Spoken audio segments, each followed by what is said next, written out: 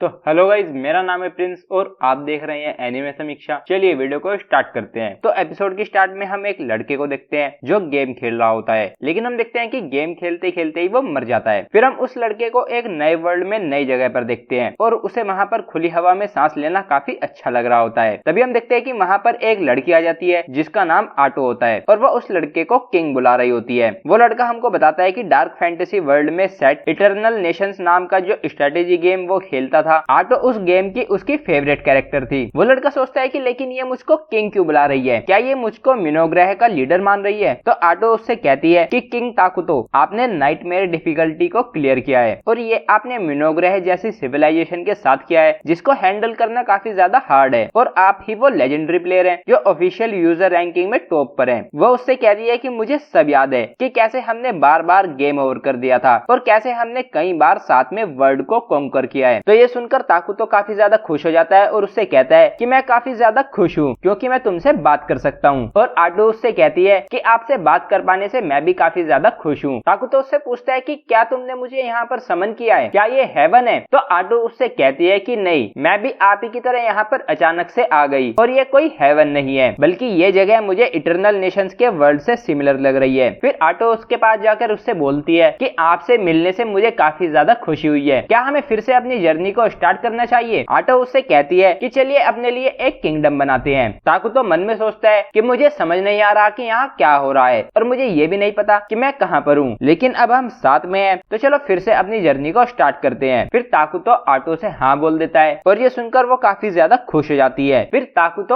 Auto से बोलता है कि हमारी सिविलाइजेशन सबसे ज्यादा इविल नेशंस में से एक होगी और वो डोमेस्टिक अफेयर्स में हाइपर स्पेशलाइज्ड होगी। फिर हम देखते हैं कि ताकुतो एक क्रीचर को समन कर देता है जो कि एक तरह का बग होता है, लेकिन वो देखने में काफी ज्यादा गंदा लग रहा होता है। फिर ताकुतो उस बग से बोलता है कि तुम जाकर हमारे आसपास के एरिया पर नजर रखो। तो वो बग वहां से चला जाता है। फिर हम देखते हैं कि ताकुतो भी वो सब देख सकता है जो वो बग देख सकता है। फिर ताकुतो हमको बताता है कि इमरजेंसी प्रोडक्शन के लिए उस बग को सबन करने से उसका 100 माना यूज हो गया और अब उसके पास 100 ही बचा है। ताकुतो देखता है कि इमरजेंसी प्रोडक्शन में काफी ज्यादा माना लग रहा होता है और वो आटो से कहता है कि मैं एक वॉरियर को समन करना चाहता था, लेकिन जितना माना हमारे पास है उसकी वजह से हमारे पास वो ऑप्शन नहीं है। आटो उससे कहती है कि जब जरूरत पड़ेगी तो मैं आपके लिए फाइट करूंगी। मैं ऐसा बोलना तो चाहती हूँ लेकिन, और तभी ताकुतो हमको बताता है कि आटो अभी उतनी ज्यादा पावरफुल नहीं है और जैसे जैसे समय बीतता जाएगा आटो स्ट्रॉन्ग होती जाएगी, लेकिन इसी वजह से अभी के लिए मिनोग्रह काफी ज्यादा रिस्की पोजीशन में है और किसी भी पावरफुल एनिमी के सामने आने पर वह पूरे डिस्ट्रॉय हो सकते हैं। फिर हम देखते हैं कि ताकुतो उस बग के विजन को शेयर कर रहा होता है और जो भी वो बग देख रहा होता है ताकुतो वो सब कुछ देख रहा होता है। हम देखते हैं कि वो आसपास के एरिया को देख रहे होते हैं और ताकुतो आटो से कहता है कि अभी तक कोई भी एनिमल या मॉन्स्टर उसके सामने नहीं आया है। वो देखते हैं कि वहां पर कोई भी एनिमल नहीं है जो उनके खाने का काम कर सके। फिर हम देखते हैं कि ताकुतो फॉरेस्ट में काफी सारे डार्क एल्फ्स को देखता है और वो उनकी जगह से ज्यादा दूर नहीं होते। उनको देखकर आटो बोलती है कि अगर यहाँ पर डार्क एल्फ्स है तो इसका मतलब कि ये फैंटेसी वर्ल्ड है। आटो बोलती है कि डार्क एल्फ्स न्यूट्रल होते हैं लेकिन फिर भी वो थोड़े से इविल होते हैं। ताकुतो बोलता है कि अगर यहाँ पर दूसरी सिविलाइजेशन की सेटलमेंट है तो ये हमारे लिए बुरा हो सकता है। मैं कुछ भी हो वॉर को अवॉइड करना चाहता हूँ और इसलिए हम पहले से छुप कर रहने का सोच रहे हैं। आटो उससे बोलती है कि ये हमारे लिए काफी बड़ी प्रॉब्लम है और फिर वो उससे कहती है कि अगर यहाँ पर सच में दूसरी सिविलाइजेशन की सेटलमेंट है तो हमको यहाँ से भाग जाना चाहिए। तो ताकुतो कहता है कि तुम सही कह रही हो, मिनोग्रह वैसे भी पीस और हार्मनी को सपोर्ट करता है। फिर ताकुतो बोलता है कि लेकिन सबसे पहले हम डार्क एल्फ्स को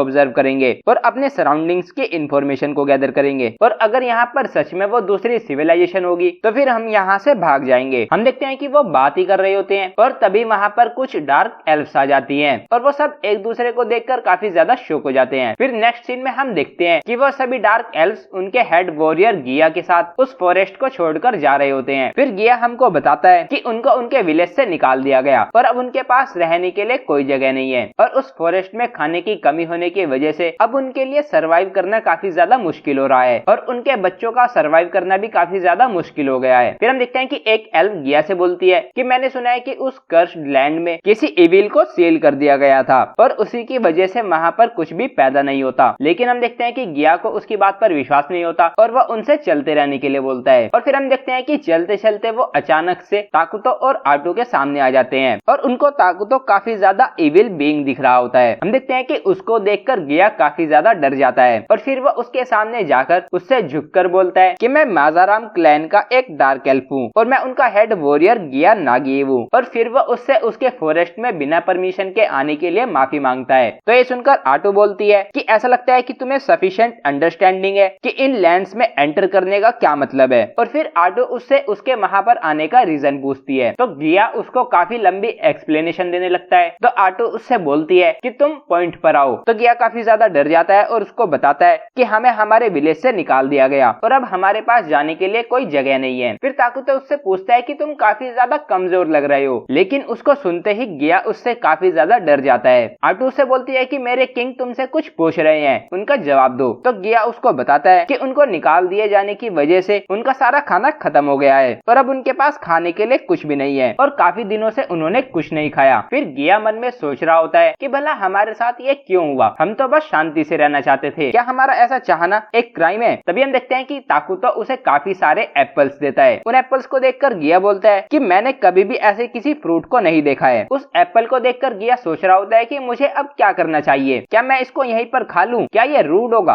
और क्या मैं ऐसा कर सकता हूँ जब मेरे लोग मेरा इंतजार कर रहे हैं। लेकिन तभी हम देखते हैं कि वो बाकी के एल्फ्स उन एप्पल्स को खा रहे होते हैं और उनको वो काफी ज्यादा पसंद आते हैं। फिर ताकुतो उसको बाकी फ्रूट्स भी देता है। तो ये देखकर गिया उसके सामने सिर झुकाकर उससे बोलता है कि मेरे साथ हमारे जैसे काफी सारे लोग हैं और हमारे साथ हमारे बच्चे भी हैं और वह भूख से मर रहे हैं। तो मैं चाहता हूँ कि जो ये फ्रूट्स आपने हमें दिए हैं मैं उन्हें हमारे बच्चों को देना चाहता हूँ। तो ये सुनकर ताकुतो को उन पर तरस आ जाता है और वो वहाँ पर काफी सारे फल और सब्जियों को समन कर देता है और उनको खाने के लिए दे देता है। और उनको देखकर वो सभी डार्क एल्फ्स काफी ज्यादा खुश हो जाते हैं। फिर हम देखते हैं कि गिया और बाकी सभी डार्क एल्फ्स अपने लोगों के पास वापस आ जाते हैं और उनको वो सभी फ्रूट्स दे देते हैं और उन फ्रूट्स को खाकर बाकी के सारी डार्क एल्फ और उनके बच्चे काफी ज्यादा खुश हो जाते हैं। फिर हम देखते हैं कि एक एल्फ गिया से आकर पूछती है कि तुम्हें ये सब फ्रूट्स कहाँ से मिले। तो गिया उससे कहता है कि मुझे ये फ्रूट्स ऐसे ही पड़े हुए मिल गए। फिर हम देखते हैं कि वो सभी डार्क एल्फ्स खाना खाकर सो रहे होते हैं और फिर हम गिया को एक जगह पर आग के पास बैठे हुए देखते हैं और तभी वहाँ पर उनके एल्डर मोल्टार आते हैं। मोल्टार उससे कहता है कि जो फ्रूट्स तुम यहाँ पर लाए हो वो काफी ज्यादा अच्छे हैं। वो कहता है कि मैंने काफी लंबी जिंदगी जी है लेकिन मैंने कभी भी ऐसे फ्रूट्स नहीं देखे। फिर मोल्टार उससे पूछता है कि क्या हुआ था। तो गिया उसको बताता है कि मैं फॉरेस्ट में एक लेजेंडरी बीइंग से मिला था। मोल्टार पूछता है कि तुम किसके बारे में बात कर रहे हो। गिया उससे कहता है कि एमएल ने उससे कहा था कि कर्स्ड लैंड में एक लेजेंडरी बीइंग को सील किया गया है। मोल्टार उससे पूछता है कि क्या तुम किंग ऑफ रूइन से मिले हो। गिया पूछता है कि क्या आप उसके बारे में जानते हो। मोल्टार उसको बताता है कि लेजेंड्स और कुछ बुक्स में लिखा है कि जब वर्ल्ड फल फूल रहा होगा तो किंग ऑफ रूइन अपीयर होगा और वो सभी कुछ मिट्टी में मिला देगा और उसकी वजह से सभी कुछ फिर से स्टार्ट होगा। मुझे ये नहीं पता कि ये कितना सच है लेकिन मैं इसको झूठ नहीं मान सकता।